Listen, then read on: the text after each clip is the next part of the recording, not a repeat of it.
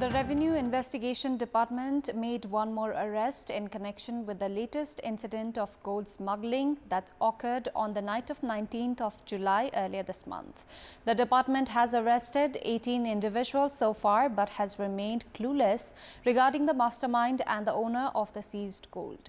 The gold smuggling this time has been seen in the light of the fragile security screenings at the Trivandrum International Airport, highlighting an alleged notorious nexus between the smugglers and the customs officials. Good morning, I'm Chitrakar, and these are the headlines of the hour. The meeting of the office bearers of CPN Maoist Centre currently underway. Party's Central Committee meeting scheduled to begin from Wednesday. RSP calls its parliamentary party meeting. Deadline for the formation of Koshi province government ends tomorrow. Ruling alliance opting for resignation of the speaker. CPN-UML continues its efforts. More than 40 killed and 130 injured in Pakistan's Bajaur district in the border adjoining Afghanistan after an explosion at an Islamist political rally.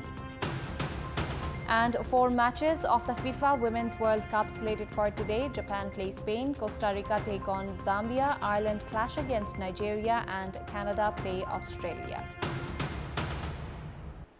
The meeting of the office bearers of CPN Maoist Centre is currently underway.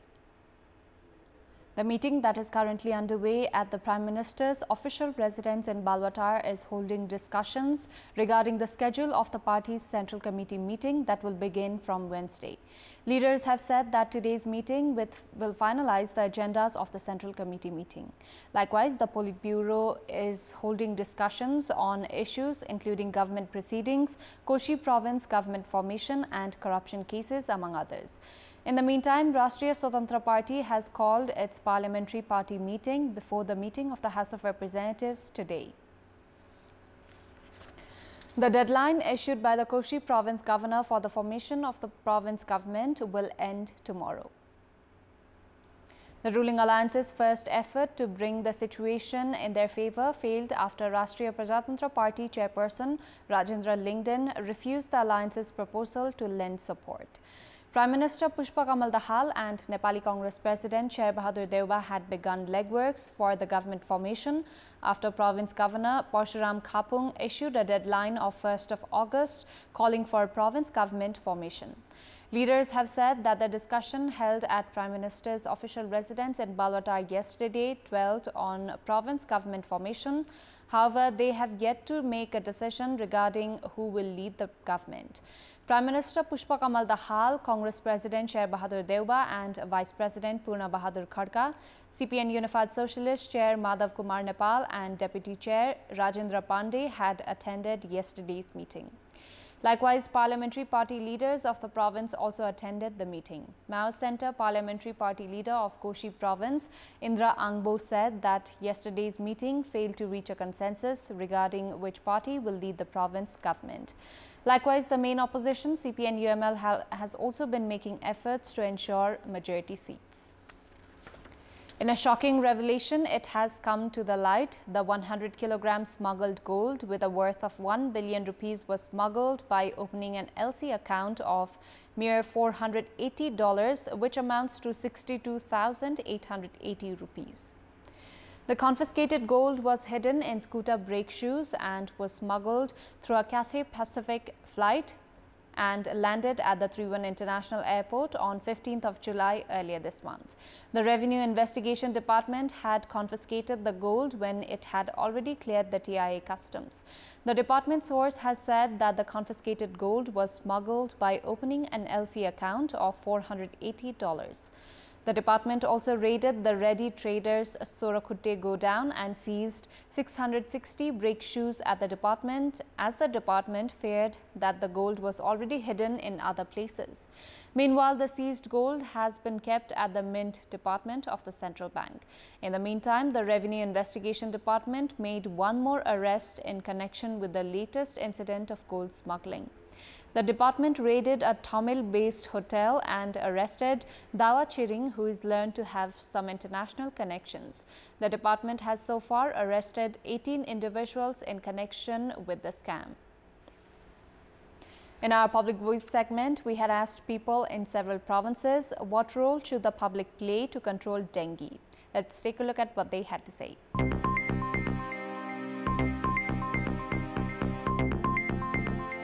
घरको वरिपरि त्यो कचरा पानी सानी त्यो जम्न नदिने घर वरिपरि सरसफाई राख्नु पर्यो पानी जम्न दिनु भएन टोल घर छिमेकमा जनचेतनाका कुराहरू गरेर सरकार राज्य पक्षलाई सशक्त सचेतीकरण गराउन आवश्यकता छ दिउँसोमा फुल लुगा लगाएर हिँड्ने अनि राति सुत्दा झुल टाँगेर सुत्ने मच्छरहरूलाई चाहिँ वृद्धि हुन नदिनको लागि चाहिँ हामीहरुमा चेतना पनि हुनुपर्छ झुल लगाएर सुत्न पर्यो हामीहरु फोहोर मैलाहरूलाई व्यवस्थापन गर्ने पाटोमा नागरिकको भूमिका रहनु पर्यो आफै सचेत रहनुपर्छ र सरसफाइमा विशेष ध्यान दिनुपर्छ झुल चाहिँ प्रयोग गर्नुपर्छ आफ्नो घरको वरिपरि चाहिँ जति पनि पानीहरू हुन्छ त्यसलाई चाहिँ नि सरसफाइ गर्ने स्प्रे गर्ने पानी जम्ने सम्पूर्ण खाल्टाखुल्टीहरू पुर्ने सरसफाइ राख्ने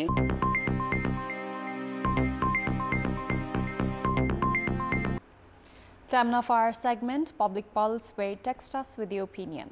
Public Pulse. Here's the question: why has the government attempt at putting a ban on plastic bags with less than 40 micron width not succeeded?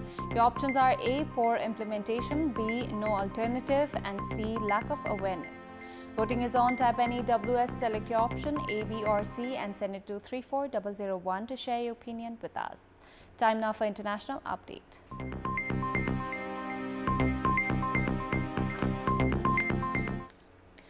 At least 44 people have been killed in an explosion in Pakistan during a rally organized by an Islamist party. More than 130 people were also injured in the explosion in northwest Bajar district, where Jamiat Ulema-e-Islam Fazal was holding a meeting. Police said that they have found evidence suggesting the explosion was a possible suicide attack. A rescue operation has been completed and all injured have been taken to hospital. Officials have warned the death toll may rise further as 15 people are in a critical condition. The motivation behind the attack is not yet clear. Security forces have cordoned off the area and an investigation into the explosion is taking place. Hundreds of people were attending the JUIF Workers' Convention on Sunday in the town of Khar in the Pakistani tribal district of Bajar in Khyber Pakhtunkhwa province near the border with Afghanistan. Pictures showed hundreds of people gathered under a canopy when the blast happened close to the stage. One eyewitness said the tent collapsed, trapping people who were desperately trying to escape. Police said those with serious injuries have been flown by military hospitals, in fact military helicopters, to nearby Peshawar for urgent medical treatment. At least 6 people were killed in 2 days of clashes in a Palestinian refugee camp in Lebanon, where the mainstream faction Fateh fought against rival groups that support Islamist, security sources said. A Fateh commander was killed on Sunday in an ambush that also injured several of his aides in the crowded, impoverished Ain el-Hilwe camp near the southern coastal city of Sidon. 4 of the aides later died of their injuries, a security source said, adding that sporadic clashes in the camp intensified later on Sunday. Clashes began the previous day with a failed assassination attempt on a leader of a group sympathetic to hardline Islamists, in which 1 person was killed. That was followed by gunfire and attacks by armed militants on the headquarters of Fateh. Fighting subsided but did not completely stop after a ceasefire was reached at a meeting between rival Palestinian factions that included representatives of pro-Iranian Hezbollah group and its ally Shite Amal movement that holds sway in the southern Lebanon. The UN agency responsible for the welfare of Palestinian refugees that provides basic services to nearly 50,000 people living in Ain el-Hilwe said it was suspending all operations in the camp. Hundreds of Palestinians rallied in Gaza yesterday, calling for an end to 16 years of internal Palestinian division and a long-standing power crisis in the enclave. In Cairo, a meeting between Palestinian factions led by President Mahmoud Abbas and attended by Ismail Haniyeh, the leader of the Palestinian Islamist group Hamas, and other factions ended inconclusively. Abbas and Haniyeh have been unable to repair a rift since 2007, when Hamas, which opposes peace deals with Israel, seized control of the Gaza Strip. Abbas's Western-backed Palestinian Authority remains dominant in the Israeli-occupied West Bank.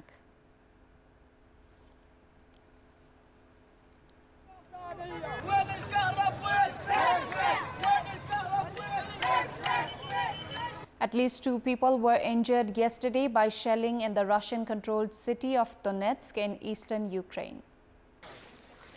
Russian authorities blamed Ukraine for the shelling. There was no immediate comment from Kyiv. The Russian-installed mayor of Donetsk, Alexei Kulemzin, wrote in his official Telegram channel that a girl and a young woman were slightly injured by debris.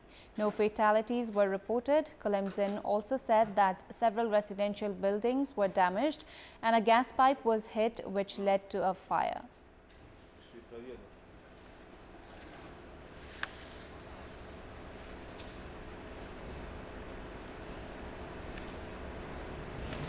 It's been just over 3 weeks since China increased checks on Japanese food imports over radiation concerns, but business owners are already fearful for the future of their upscale Beijing sushi restaurants. Most restaurants in China have struggled with years of COVID restrictions, which only began to ease late last year. Now they are facing a shortage of both customers and seafood ahead of Japan's plans to empty into the sea-treated radioactive water from its disaster-stricken Fukushima nuclear plant. A spokesman for a large seafood trader said now the wait times at Chinese ports is around 3 weeks. There has been extensive criticism of the Fukushima water release plan from China's foreign ministry and in Chinese state media in recent months, and this coverage surged again around the time when and after the UN nuclear watchdog said it approved of the plan. China is still Japan's biggest seafood export market, but posts and hashtags saying Japanese food is radioactive and should be boycotted are rife on Chinese social media. Customers at Japanese restaurants and supermarkets in Beijing said they approved of the tighter scrutiny by the Chinese government, which maintains the water release poses a threat to the environment and human health, and that if Japan goes ahead with its plan, it must bear the consequences. An eyewitness captured on Saturday evening a large landspout tornado sweeping through northeast Colorado, U.S. The National Weather Service issued a tornado warning for the area, and local media reported it was called off shortly after the tornado dissipated without causing major damage. Millions of Americans are enduring extreme weather throughout the territory, with warnings ranging from heat waves, thunderstorms, hail, and flooding.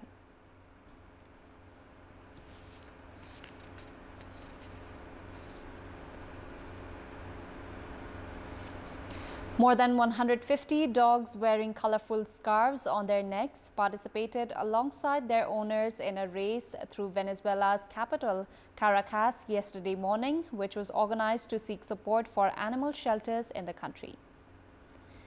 Dogs and their humans ran for 4 kilometers across eastern Caracas in the second edition of the dog running race. Under Venezuela's prolonged economic collapse, many have left pets in shelters or abandoned them on the streets. Household incomes have been hit by an annual inflation of about 400%, making it hard for pet owners to pay for the basic needs of their animals. All participants of the race paid $30 to run with their pets, aiming to give animals a good quality of life while they wait for a family. Runners interviewed on the sidelines of the race said they were happy to compete with their pets, noting such activities should be more encouraged in the city.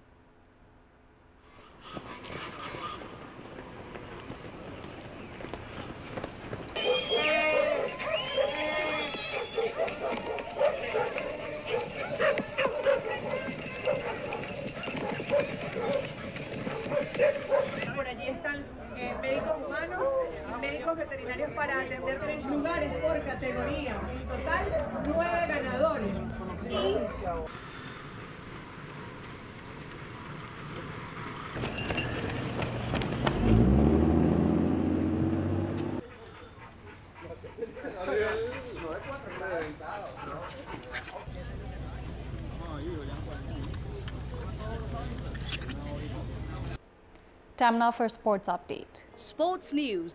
4 matches of the FIFA Women's World Cup are slated for today. Japan play Spain, Costa Rica take on Zambia, Republic of Ireland go head-to-head against Nigeria, while Canada clash against co-host Australia. Spain and Japan will aim to finish atop the Group C standings. The match, which will be played at the Wellington Regional Stadium in Wellington, New Zealand, is slated for a 12:45 p.m. kickoff Nepal time. A draw will see Spain progress to the next round as the group winners. Runners-up of Group A, Norway await the winners of Group C in the next stage of the tournament. Meanwhile, runners-up of Group C will play Switzerland, who finished as Group A winners. Meanwhile, in another Group C match, which will be played at the FMG Stadium, Waikato, Costa Rica take on Zambia. Both sides are yet to register a win, have crashed out of the tournament and will be playing for pride. Meanwhile, 2 matches of Group B are also slated for today under the FIFA Women's World Cup. Co-host Australia play Canada at the Melbourne Rectangular Stadium, while Republic of Ireland take on Nigeria in the match, which will be played at the Suncorp Stadium. Both matches are scheduled for a 3:45 p.m. kickoff Nepal time. As only Republic of Ireland have crashed out of the tournament from Group B, both matches are expected to be interesting. Co-host Australia have no alternatives to securing a win and 3 points to progress to the next round. Meanwhile, a win or a draw against the host will be enough for Canada to move to the next stage of the tournament. In another match, a draw or a win against Republic of Ireland would be enough for Nigeria to progress to the next round. Top seed Taylor Fritz defeated Australia's Alexander Vucic 7-5, 6-7, 6-4 to win the Atlanta Open. The victory is the American #1's second title of the year, having already won on home soil in 2023 at the Delray Beach Open in February. Fritz's 6th overall tour level title sees him stay at the #9 in the ATP World Rankings, while runner-up Vucic climbs up 20 spots to a new career best at number 62, having knocked out 3-seeded opponents on his way to a first ever tour final. Alexei Popyrin defeated 6th seed Stan Wawrinka to win the Croatia Open on Sunday. The 23-year-old Australian overcame the Swiss Tour veteran 6-7, 6-3, 6-4 to claim the second tour level title and his first since 2021. Popyrin also became the first Australian since former world #1 Leighton Hewitt to win a title on clay at the 250 event in Omagh. For 3-time major winner Wawrinka, it was a first tour final since 2019, having fallen out of the ATP Top 300 following 2 surgeries on his left foot in 2021. But the 38-year-old fell just short at the final hurdle, with Popyrin putting in a stellar performance to fight back from a set-down. 4th seed Alexander Zverev has lifted the Hamburg European Trophy. The 26-year-old defeated Serbia's Laszlo Djere 7-5, 6-3 to win his first title since August 2021 in his hometown. In doing so, Zverev became the first German to win the ATP 500 event since Michael Stich in 1993. Zverev's 20th tour level title is also his first since fighting back from a serious ankle injury suffered during his 2022 French Open semi-final against Rafael Nadal. And before wrapping up, here's a look at the top stories once again. The meeting of the office bearers of CPN Mao Centre currently underway. Party's Central Committee meeting scheduled to begin from Wednesday. RSP calls its parliamentary party meeting. Deadline for the formation of Koshi province government ends tomorrow. Ruling alliance opting for resignation of the speaker. CPN-UML continues its efforts. More than 40 killed and 130 injured in Pakistan's Bajaur district in the border adjoining Afghanistan after an explosion at an Islamist political rally. And 4 matches of the FIFA Women's World Cup slated for today. Japan plays Spain, Costa Rica take on Zambia, Ireland clash against Nigeria, and Canada play Australia. That's all for the moment. Thank you for watching. Bye for now.